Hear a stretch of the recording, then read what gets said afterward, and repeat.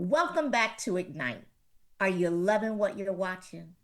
Don't miss a moment of Ignite or any of your favorite Now Media TV shows.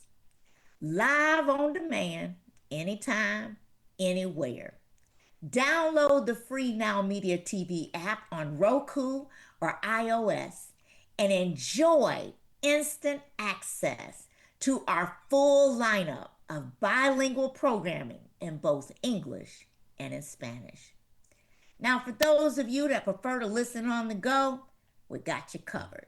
Catch the podcast version of the show right on Now Media TV website at www.nowmedia.tv.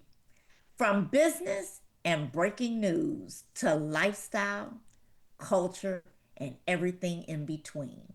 Now Media TV is streaming 24 by 7, ready whenever you are. Now, for those of you that are joining us for this final segment, we're focusing on leadership quality that's often misunderstood: empathy. Some see it as a weakness, but José Pereira believes empathy, especially after hardship, is one of the strongest tools a leader can have. So, with that, Jose, how do you experience deepen your ability to lead with empathy?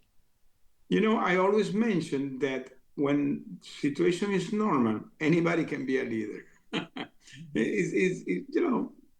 Anybody. But when you're pushed from your comfort zone, when you're going to a situation that is unexpected, when that floor is moving, is where you're going to be tested if you're a true leader or not. And I was tested because we were going into an incredible situation we were like living in a hell. But we were six guys and we decided to cheer each other. And one of the most important thing was having empathy, understanding the other, because we were living in a cage during years. So the empathy became to be part of our survival way to do things, because if somebody was depressed because that happened or was having a bad moment, maybe he could say something, so you understood the other, you try to be in the shoes of the other, and we keep moving and cheering each other. And this is what today I tell to any leader: if you're in your business, because this you can mirror in your business, Mhm. why the people get in a leadership position and loses contact with the people, miss the empathy, understanding the other. And this is so important that not only the other, understand the other, put in their shoes, and understanding why they're coming that way. You can have a good manager, but he's having a hard time. And you have enough empathy with him, you can understand him and maybe help him. So the empathy is so important in any leadership today, because it's a superpower. I Empathy is agree a with that. superpower. It's a I superpower. completely agree with that.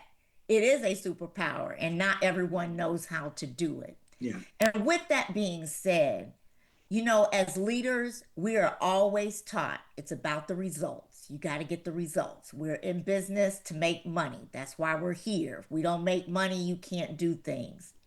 How do you believe leaders need to care more about people and not just those results? Let me tell you something. By the way, I'm connected to a group that is called Conscious Capitalism.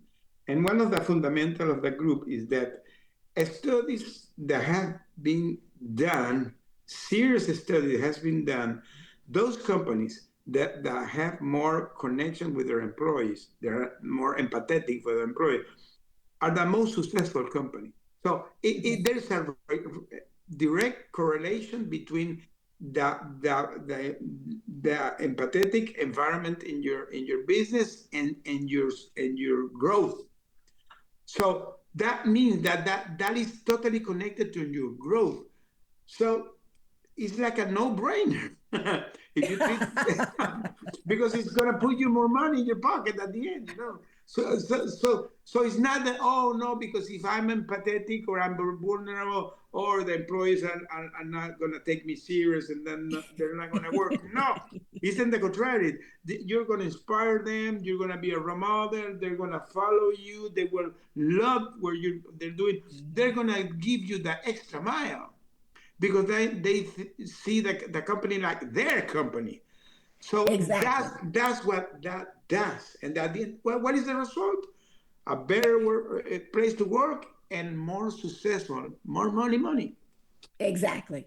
You're exactly right. And the more people, more employees that feel like it's a part of my company, it's part of what I need to do, the more dedication and time and motivation they're willing to do. Correct, correct. Can you share a moment when empathy made the difference in a very hard situation? Oh well, in my captivity, for me, being empathetic became a cornerstone of our survival because we were living, to your audience, we were six guys during 5 years living in a 100 square foot place, three bulk bed, a tiny restroom, and a table with one chair. And we lived there and stayed there for months without going to the fresh air. So we stayed days, months inside that cage. So Mm. we needed to be empathetic with the other. And let me tell you, we became kind of really good friends. We were talking about family, we were talking about our thing that we, three of us were big rock fans. We were all day talking about rock bands, and then we were talking about food, our travels. We begin to play domino. We begin to pray and read the Bible on a daily basis because we understood everybody. So that's what the empathy does. That is what the empathy does. Wow. And you're right. When you're in those kinds of situations, you have to find those mechanisms to survive, those mechanisms that are going to keep you going. And the fact that you all were able to help each other and have empathy for each other, especially when you talk about we didn't get to go outside for weeks. I mean, who can imagine in terms of doing that? How can leaders practice empathy without feeling like I'm losing all my authority? Well, because that's a mistake. That people sometimes think that if you are too empathetic or you're vulnerable with employee, you're gonna be like weak. So, but that is a total mistake. There's scientific studies that create a more close relationship, and the people begin to see you more like a role model. And there are a lot of studies about that. There is um, uh, somebody that's, by the way, she's from here, from Houston, Brené Brown. Brené Mhm. Brown, she has studies Yep. about the vulnerability, and Simon Sinek. There are many studies about this, that the empathy and the vulnerability are part of the secret sauce of being a good leader. I love Renee Brown. I mean, that you're right. There are so many people that have really practiced that empathy, and you start to see the trajectory of their growth, not just the trajectory of the growth of where they're working or what they're doing, but empathy allows us to be able to relate to others. I have this saying with a favorite radio station. It's called WIIFM. What's in it for me? When you are thinking about talking to someone, why are they responding the way they're doing? What is driving them? What is it that they need? What are they missing? And it's a way to begin to understand how can I give empathy to this person based upon where they are and what they're going through, and recognize their story is unique. It's not my story. And so being able to have that ability to see each other is just so, so important. Mhm. Jose, what's one way our viewers can show more compassion in their leadership today? Being more vulnerable, being humble, being people, trying to be more people. You know, one of the most mistake that people that are in CEO position do is that they see like they're like a superpower, and they Mm-hmm. begin to isolate themselves. They create like a shield, and they get disconnected with the people, and there's where the people begin to get lost. So the leader really has to be humble, had to be, had to be people, had to be people. I always say one of the most impactful leadership model of the world was Jesus. That's and, right. and he was, who was Jesus? Why the people? Why he created the impact he created? I always say that those people, that those leaders that have been having that connection, being people, are those that transform the world, that leave the legacy. If not thinking in Gandhi, thinking Nelson Mandela, thinking Jesus. Yeah. So those are the models, the people that will follow forever, Yes. forever. Absolutely. Absolutely. Jose, this has been incredibly valuable. Where can people follow your work and continue the conversation? Well, you can go to my webpage, joseconet.com. In my webpage, you will find, I had the opportunity, sorry, I wrote my book, as I said, this is the book in English, and I had the book in Spanish, so I had the both version. And I recently wrote this book that is called Unbreakable. This came out, this is a workbook. These are leadership tools based on biblical principles, because the Bible has everything. All the answer to be a good leader, you can find it in the Bible.